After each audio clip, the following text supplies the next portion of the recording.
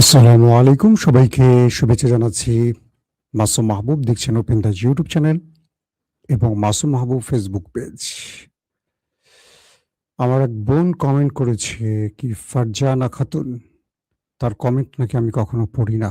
তিনি খুলনা থেকে বলছেন, আমার সংবাদ তার ভালো লাগে, অসাধারণ এবং খুব সত্য মনে হয়। ধন্যবাদ বোন আপনার জন্য। আফিয়া আক্তার আরেকজন বোন প্রশ্ন করেছে, রংপুরের পলাশ বাড়িতে কি হচ্ছে, জাতি জানতে চায়। সীমান্তের 1 ইঞ্চি মাটিও বাংলাদেশের। বিএনপি সরকার, প্রশাসন, মিডিয়া সবাইকে জবাব দিতে হবে। 92% মুসলিম অধ্যুষিত এলাকায় কোটি টাকার স্থাপনা মন্দির অনুমতি কে দিল? ওকে, আশা করি প্রশ্ন আমাদের পুরো রাষ্ট্রের কাছে, যারা শুনেছেন তারা এই বিষয়ে জবাব দেবেন। দর্শক, আজকের এই সময়টিতে আপনাদেরকে আমি দুর্দান্ত কিছু ব্রেকিং খবর দেব মধ্যপ্রাচ্য প্রসঙ্গে। হোয়াইট হাউসের অভ্যন্তরে ইসরায়েলের মোসাদ ঢুকে পড়েছে। শুধু হোয়াইট হাউস নয়, পেন্টাগন এবং মার্কিন যুক্তরাষ্ট্রের সংবেদনশীল গুরুত্বপূর্ণ জায়গাগুলোতে মোসাদ বা ইসরায়েলি গোয়েন্দারা গোপনে আড়ি পেতে কি করছিল, পুরো আমেরিকা এ প্রশ্নে থমকে গেছে।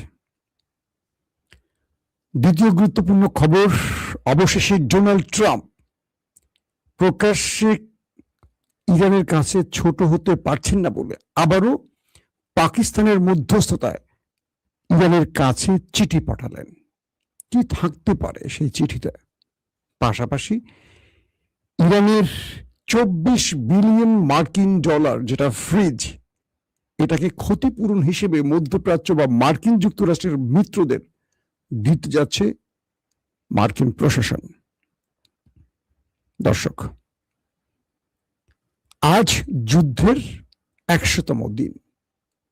এই 100তম দিনে কে কি পেল, সংক্ষিপ্ত আকারে জানাবার চেষ্টা করব। দর্শক, চলুন আমি একটা একটা করে আপনাদের এই গুরুত্বপূর্ণ খবরগুলো দেবার চেষ্টা করছি। প্রথম যে প্রশ্নটি দিয়ে আমি একটু একটা কমেন্ট পড়ে আবার একটু অবাক হয়ে গেলাম। যাক, আমি জার্মান থেকে দেখছি। আহমেদ মুন্না, ভালো আছেন জার্মানের ভাই? বিশ্বকাপে আমার একটা ছোট প্রশ্ন থাকবে, যেহেতু আমরা খবরের মানুষ, মাঝে মাঝে একটু বিনোদন আপনাদের দেওয়া উচিত, সব শক্ত শক্ত শব্দের মধ্যে আটকে না রেখে। সেজন্য মাঝে মাঝে আমি গান লিখি, যাতে মনটা একটু রিফ্রেশ থাকে গান শুনি। এখন আমার কেউ হাদিস কোরআন শোনাবেন না প্লিজ। মানুষের কিছু কিছু বিনোদনের ব্যবস্থা থাকা উচিত, যেহেতু খারাপ পথে যাই না, সেই জন্য গানটা শুনি। বিশ্বকাপে এবার কে কে দেখবেন? প্রথম প্রশ্ন, আমি কাউকে দেখতে বলছি না, বলছি কে কে দেখবেন। 2, কে কোন দেশকে সাপোর্ট করবেন আমার কমেন্টে জানাবেন। আমি দেখতে চাই সর্বাধিক কোন দেশের প্রতি সাপোর্ট আপনাদের। আসেন মূল খবরে চলে যাই। যুক্তরাষ্ট্রের ভেতরে ইসরায়েলি গোয়েন্দারা ঢুকে পড়েছে।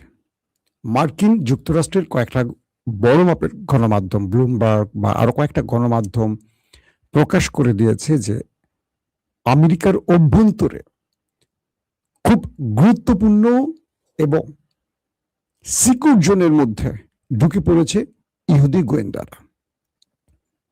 রিপোর্টে বলা হচ্ছে যে আমেরিকার প্রেসিডেন্ট হোয়াইট হাউস, মানে তার যে কার্যালয় বা বাসা, হোয়াইট হাউসে কিছু ডিভাইস পাওয়া গেছে ইসরায়েলের।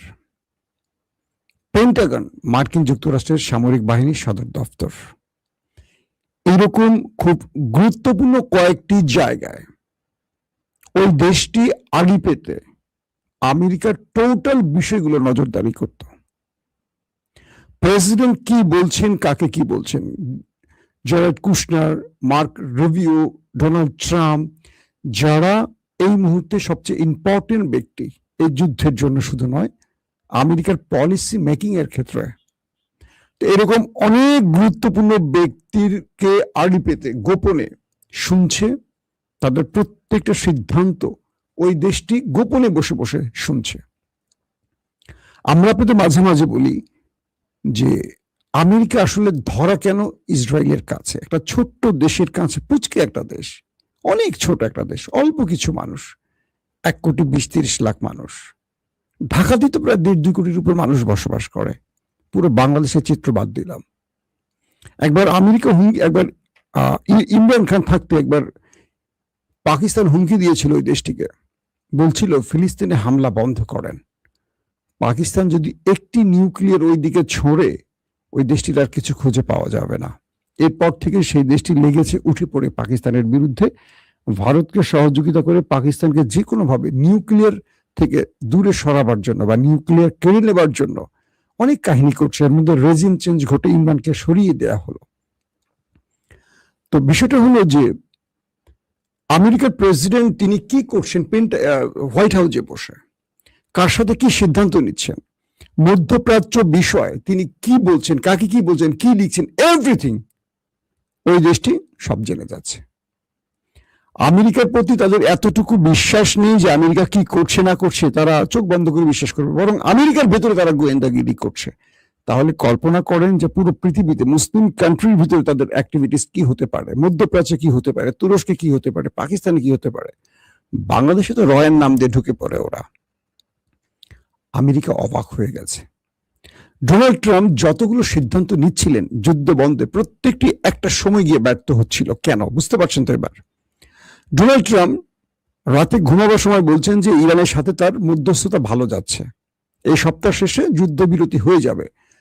ঘুম থেকে উঠে শুনছেন যে মার্কিন সেনারা হরমুজের বন্দর আব্বাসে কেশব দ্বীপে বা গরুকে অ্যাটাক করে বসছে, ইরানও পাল্টা অ্যাটাক করেছে। ট্রাম্প কপালে হাত দিয়ে বসেন যে রাতে কি বলে দিলাম আর সকালে কি ঘটে গেল। কিছু কিছু মাধ্যম বলছে যে ট্রাম্পের নির্দেশনাও হয়তো মানছে না তার বাহিনী, কারণ পুরো দেশটির ভেতরে গুরুত্বপূর্ণ ব্যক্তিরা, হাই অফিসিয়ালরা ওদের গোয়েন্দা ট্র্যাপের মধ্যে আছে। একটা ছোট্ট উদাহরণ দিলে বুঝবেন। ট্রাম্পের বিরুদ্ধে একটি মামলা চলছে না, একটি নারীর রেপ টেপ কেস বা শ্লীলতাহানির, জানেন তো অ্যাবস্টিন ফাইল যেটাকে বলা হয়, অ্যাবস্টিন ফাইল। বাংলাদেশের পলিটিশিয়ানরাও সাম্প্রতিক আমাকে একদিন ইলিয়াস ফোন করছে আমেরিকা থেকে, আপনাদের সাংবাদিক, প্রিয় সাংবাদিক ইলিয়াস। তো বলছে ভাই কি করব, আগে তো আওয়ামী লীগের বিরুদ্ধে ভিডিও বানাতাম, এখন নিজের দল বিএনপির বিরুদ্ধে ভিডিও বানাতে ভালো লাগে না। কেন, কি হয়েছে? আমাদের বড় বড় নেতাদেরকে হানি ট্র্যাপে এমন ভাবে আটকে রেখেছে যে তারা চাইলেও দেশের জন্য কিছু করতে পারে না। তো ইলিয়াস আমার অনেকের নাম বললো যে এরকম অনেকের ভিডিও গোয়েন্দাদের কাছে আছে। কোন দেশের গোয়েন্দা দরকার নেই, দেশি এবং বিদেশি গোয়েন্দাদের কাছে। ইভেন বিএনপির বড় বড় গুরুত্বপূর্ণ মন্ত্রী, উপদেষ্টা, তারেক রহমানের ডানে বামে যারা আছে, কয়েকজনের নাম সে আমাকে বললো যে তাদের ভিডিও ইলিয়াসের হাতে পৌঁছে গেছে। আমি বললাম যে এই ভিডিওগুলো এখন রিলিজ করো না, এই সময় যদি বিএনপি বেকায়দায় পড়ে যায় আওয়ামী লীগ সুবিধাটা নেবে।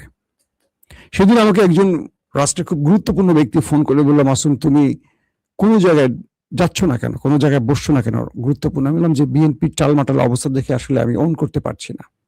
আমি তাকে বললাম দেখেন, বিএনপি যদি ব্যর্থ হয় বাংলাদেশ অনেক বড় বিপদে পড়বে। এই সময় সবাইকে উচিত বিএনপিকে রক্ষা করা, জামাত, এনসিপি, এভরিথিং, সবাইকে।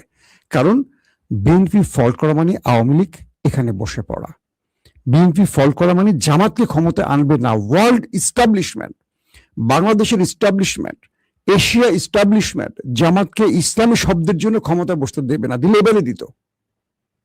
শুধু এটুকুই বললাম, জামাতকে ক্ষমতায় বসতে হলে আরো অনেক যোগ্য লোক তৈরি করতে হবে। একটা রাষ্ট্র পরিচালনার জন্য জামাতকে অনেক যোগ্য লোক তৈরি করতে হবে, জামাত সেটা পারবে না, তাদের আরো সময় নিতে হবে। জামাতের আমির যিনি, তিনি যোগ্য লোক তৈরিতে এখন মনোনিবেশ করছেন শুনছি, কিন্তু এই সময় বিএনপিকে আমাদের টেনে নিতে হবে। বিএনপি টিকে না থাকলে দেশ টিকে থাকবে না। বিএনপির প্রতি ভালোবাসা বা ঘৃণা নিয়ে আপনারা যাই বলেন না কেন, বিএনপি, কিন্তু বিএনপিকে ওটা বুঝতে হবে যে তাকে যদি বিরোধী দল বা দেশের জনগণ সমর্থন দেয় তিনি ওই শিলংকে দিয়ে রাষ্ট্র পরিচালনা করবেন, এটা ভুল হবে। মানুষের পালস শুনতে হবে। এই যে ইসলামী ব্যাংক নিয়ে যা হচ্ছে, ইসলামী ব্যাংকটা লুটে খেয়েছে কে তারেক রহমান কি জানেন না? তিনি তার প্রতিটা বক্তব্যে এই কথাগুলো বলতেন। এখন সেই ব্যক্তিদেরই একজনকে, অর্থাৎ মিস্টার এস আলমেরই একজন করাপ্টেড ব্যক্তিকে ইসলামী ব্যাংকে বসিয়েছে বিএনপি, এটার দায় কি বিএনপি নেবে না? নিতে হবে। তো বিএনপি যদি টিকে থাকতে হয়, তার আশপাশে অনেক হানি ট্র্যাপের ব্যক্তি আছে, তাদেরকে পরিশুদ্ধ করতে হবে। কথাটা আমি কেন বললাম, এটা খুব ইম্পর্টেন্ট একটা মেসেজ আপনাদেরকে দিলাম। তো বিএনপির অনেক ব্যক্তি দেশপ্রেমিক আছেন, আমি যাদেরকে পার্সোনালি চিনি, বিএনপির এই টিমে যারা তারেক রহমানের আশেপাশে আছেন ম্যাক্সিমামই আমার ঘনিষ্ঠ মানুষ, কিন্তু এরা অনেকেই বিপদে পড়ে আছেন। কেন পড়ে আছেন আমি জানি না। রাষ্ট্র পরিচালনা করতে গেলে দুটো বিষয় থেকে আপনাকে বাঁচতে হবে, নারী আর লোভ, মানে কারাপশন। করাপশনের কাছ থেকে কেটে আসতে পারবেন, কিন্তু হানি ট্র্যাপ থেকে বের হয়ে আসতে পারবেন। আর নারী খুব ভয়ঙ্কর জিনিস, খুবই ভয়ঙ্কর জিনিস। বাংলাদেশে বৈধ নারী মানে দ্বিতীয় স্ত্রী, বহু বিবাহকে এক প্রকার গালি হিসেবে দেখা হয়, কিন্তু পরকীয়া নষ্টামি এটাকে বৈধ করে ফেলছে মানুষ। এটাই আমাদের সবচেয়ে খারাপ জিনিস। তো ডোনাল্ড ট্রাম্প কেন ইসরায়েলের ইশারায় চলে এখন কি বুঝতে পারছেন? অর্থাৎ আমেরিকার যারা পলিসি মেকিং করেন, আমেরিকাকে যারা নেপথ্য থেকে কন্ট্রোল করেন, এরা অধিকাংশ ওই দেশটির গোয়েন্দা বাহিনীর হাতে ধরা পড়ে আছেন। তারা যখনই তাদের বিরুদ্ধে কিছু করতে চায়, অটোমেটিক ভেতর থেকে তাদের অনেক ভিডিও সামনে চলে আসে। এদেরকে ট্র্যাপে ফেলে রেখেছে ওই দেশটি। পুরো পৃথিবীতে ওরা এই কাজগুলো করে। এক হলো গুপ্ত হত্যা, আরেক হলো গুপ্তচর বৃত্তির মাধ্যমে ক্যারেক্টার অ্যাসাসিনেশন করা।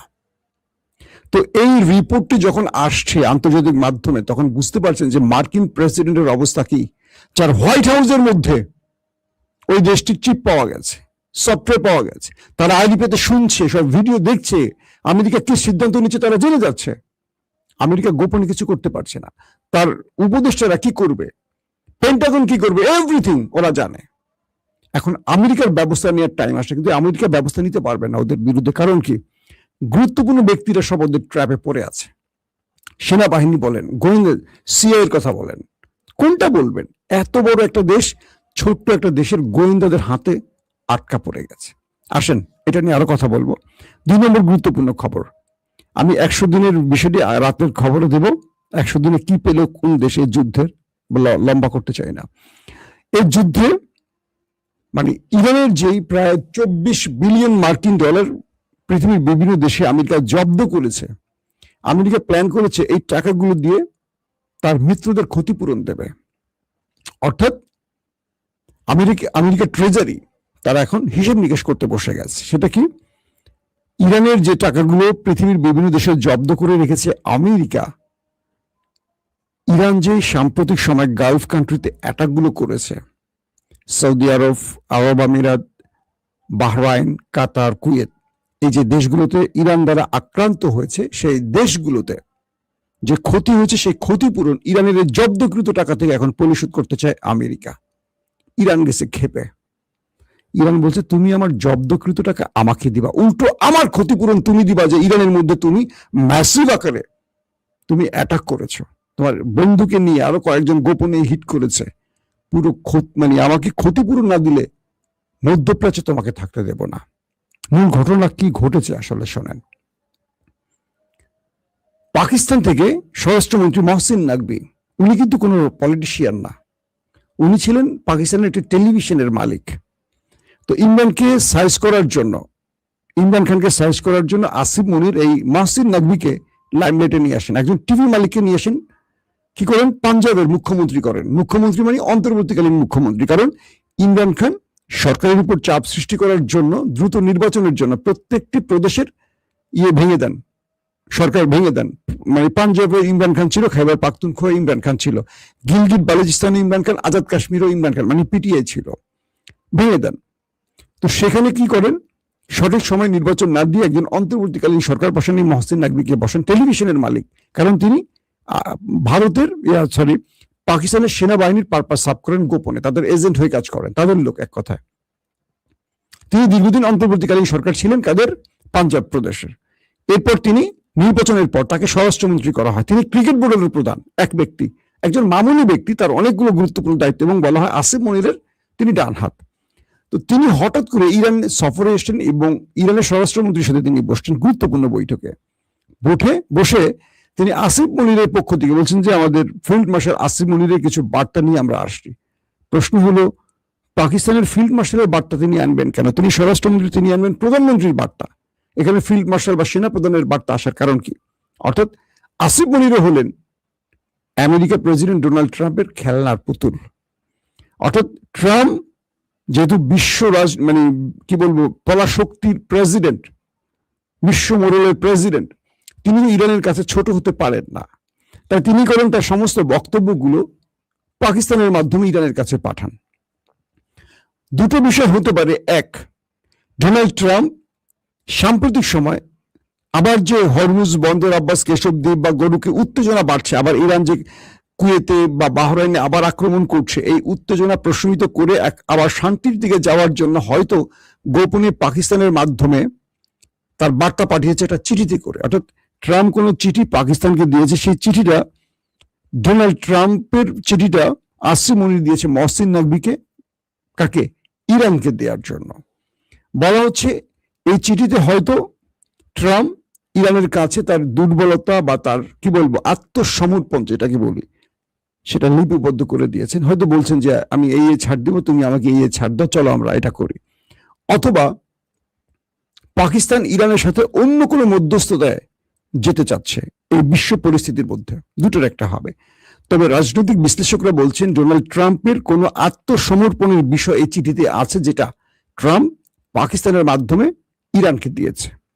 তো এই বিষয়টি খুবই গুরুত্বপূর্ণ। মহসিন নকভি হঠাৎ করে উড়ে গেলেন এবং ইরানকে কি বার্তা দিলেন, এটি নিয়ে অনেক রকম কথা আসছে। তো এখন যে বিষয়টি নতুন করে তৈরি হয়েছে সেটি হলো, একদিকে ইসরায়েলের অর্থনীতির 12টা বেজে গেছে যুদ্ধের জন্য, আমেরিকা মহা চাপে আছে, তেলের বাজার ঊর্ধ্বগতি, একের পর এক শেয়ার বাজার ফল করছে, নানান রকম প্রবলেম একটার পর একটা তৈরি হচ্ছে। তো সবকিছু মিলে আমেরিকার ভেতরে গুপ্তচর বৃত্তির কারণে আমেরিকা এখন এই যে নতুন করে উন্মোচিত হয়েছে, এখন আমেরিকা ইসরায়েলের মধ্যে বোঝাপড়া শুধু না, বিশ্বাস অবিশ্বাসের খেলা শুরু হয়ে গেছে। কিন্তু আমেরিকা আদৌ ইসরায়েলের বিরুদ্ধে ব্যবস্থা নিতে পারবে কিনা? আবার ডোনাল্ড ট্রাম্প তার চিঠিতে ইরানকে কি বার্তা পাঠালো সেটিও আমরা আগামী কয়েক ঘন্টার মধ্যে বুঝতে পারবো যে ডোনাল্ড ট্রাম্প আসলে কি করতে যাচ্ছেন।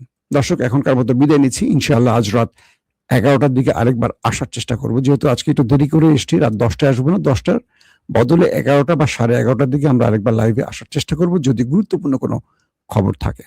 আজকের মতো বিদায় নিচ্ছি, প্রত্যেকে ভালো থাকবেন, আল্লাহ হাফেজ।